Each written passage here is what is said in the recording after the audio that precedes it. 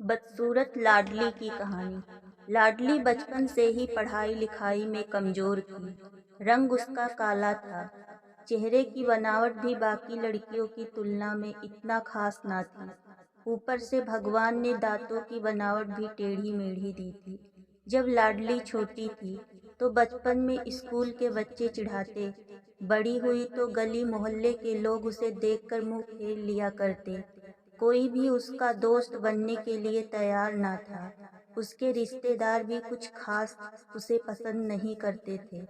बस एक उसकी माँ ही थी जिसे उसके सूरत से कोई फर्क नहीं पड़ता।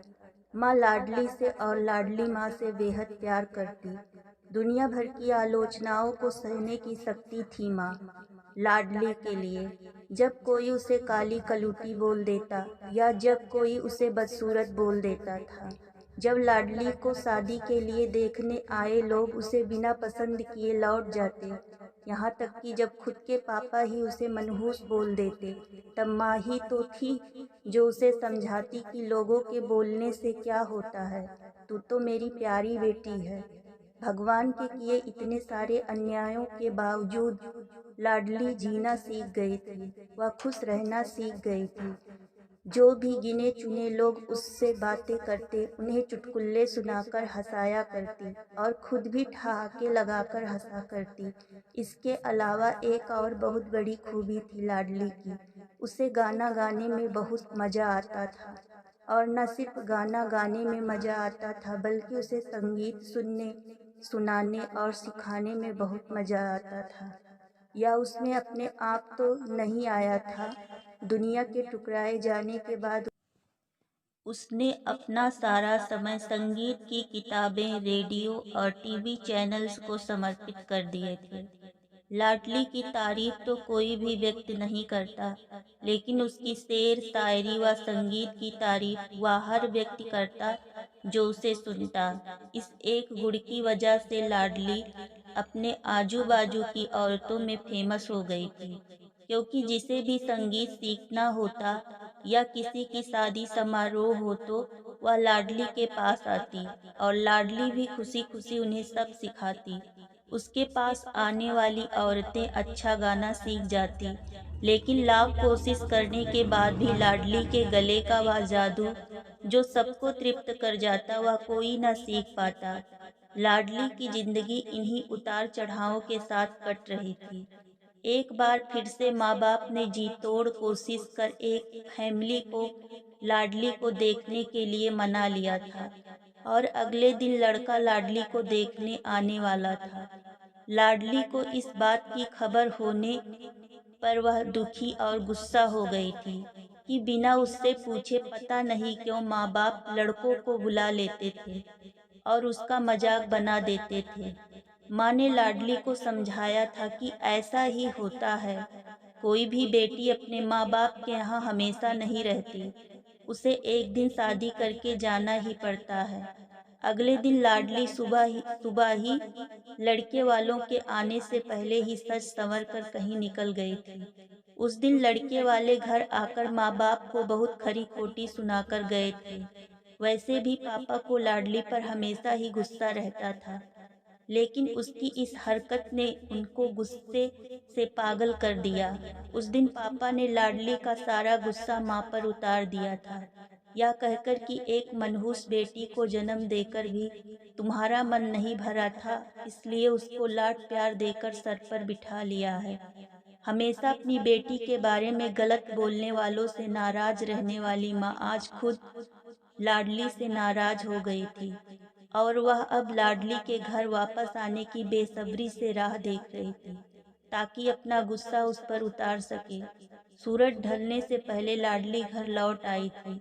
उसके चेहरे पर एक अजीब सी खुशी थी। हाथों में एक चेक था और एक सर्टिफिकेट भी। लाडली माँ से कुछ कहना चाहती थी, लेकिन इससे पहले कि लाडली अपने मुंह से एक भी शब्द कह पाती, माँ ने उसे खरी खोटी सुनाना शुरू कर दिया।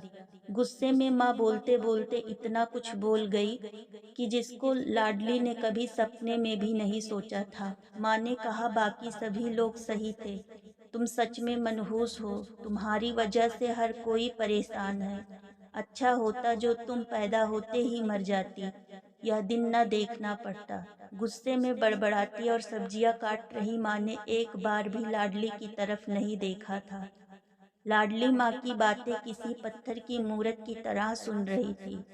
पत्थर की ऐसी मूरत जिसके शरीर में तो जान न हो, लेकिन आंखों से आंसुओं की धारा बह रही हो। लाडली ने माँ से पूछा, माँ, क्या सच में तुम भी चाहती हो कि मैं मर जाऊं? क्या इतनी बुरी हूं मैं, माँ? अभी भी गुस्सा सर पर सवार होने की वजह से माँ ने कह दिया, हाँ। बिना एक पल भी सोचे लाडली ने सीधा अपने कमरे में जाकर कमरा अंदर से बंद कर लिया था।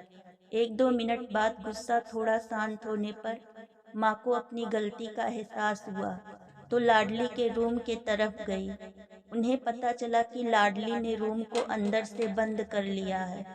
गुस्से में कुछ कर ना ले इसलिए माँ ने तुरंत पापा को इस बात की खबर दी।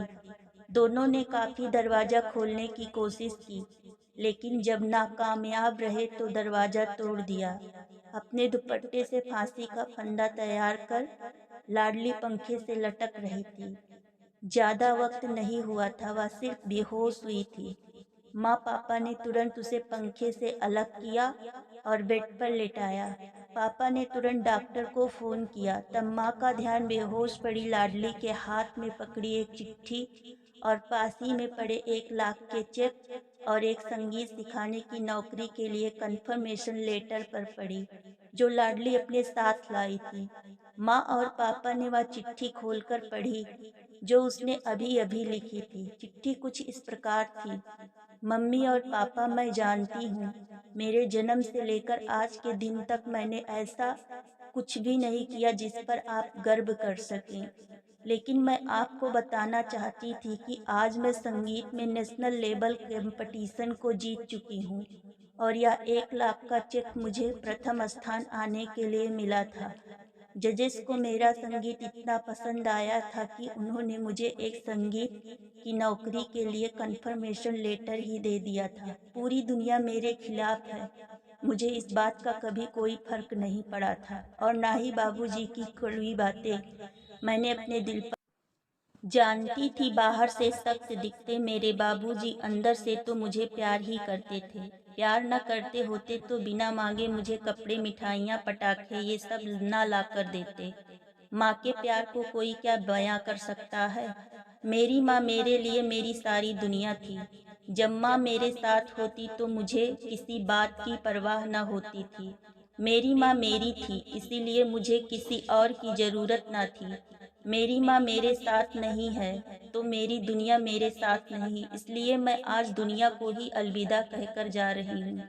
मैं जानती हूँ आपने कभी न कभी भगवान से यह दुआ ज़रूर मांगी होगी कि अगले जन्म में मेरे जैसी औलाद न मिले। लेकिन मैं हमेशा यही प्रार्थना करती कि अगले जन्म में तो क्या, मेरे हर जन्म में मुझे आप जैसे ही माता पिता मिलें। और आज भी यही प्रार्थना करके उसी भगवान के पास जा रही हूँ। चिट्ठी पढ़ते पढ़ते माँ और पापा सर से पांव तक पछतावे में डूब गए थे। बेहोश पड़ी लाडली के सर पर हाथ फेरते हुए फूट फूट कर रो रहे थे। दोस्तों, इस कहानी से हमें यही सीख मिलती है कि हमें इंसान के बाहरी रूप रंग को न देखकर उसके गुणों को देखना चाहिए, नहीं तो बाद में पछताना ही पड़ता है। दोस्तों, यह कहानी अगर आप सभी को अच्छी लगी हो तो हमें कमेंट करके ज़रूर बताएं। धन्यवाद।